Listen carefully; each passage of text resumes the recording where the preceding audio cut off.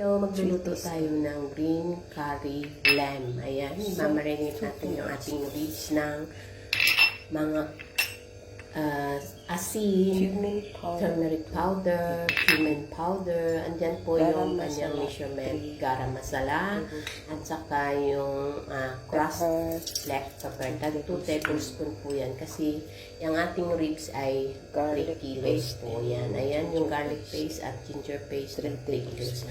Halo-haloin lang natin yan mga lalabs hanggang mag-incorporate yung mga ingredients niya dyan. Ayan, lalabs sa halo-halo. At i-marinate natin yan for 1 hour. Ayan, gigisahin natin yung ating sibuyas na malaki. Isang kilo na pala yan. 3 kilo, isang kilo sibuyas na malaki yan. Gisa-gisa lang. At nilagyan natin ang sili green. At saka cashew nuts. Ayan, gisa-gisa lang natin hanggang sa transparent ang ating sibuyas. At ayan, okay na siya. Itatanggalin na natin at iset aside lang natin yan. Mamaya i-blend po natin yan kasama yung dahon ng parsley para maging green ang ating curry. Yun ang ginagawa nating pang green na curry. Ayan yung mga lamas niya. May cardamoms, may cumin, may dahon ng laurel.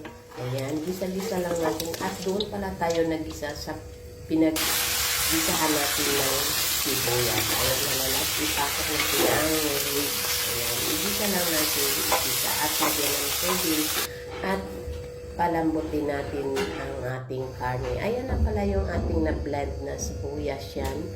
Yung cashew nuts, ilagay natin sa ating ribs dahil malambot na. Ayan na siya guys. Sasarap po yan. Ayan, magiging green na yung ating sauce. Ano kapag green po yan is yung chili, green chili at saka dahon ng yun, yung dahon na yan, nakalimutan ko na. Ayan na guys, lagyan natin ng chili na maliliit na green at saka yung dahon ng parsley. Ayan na guys, yummy po siya. Thanks for watching.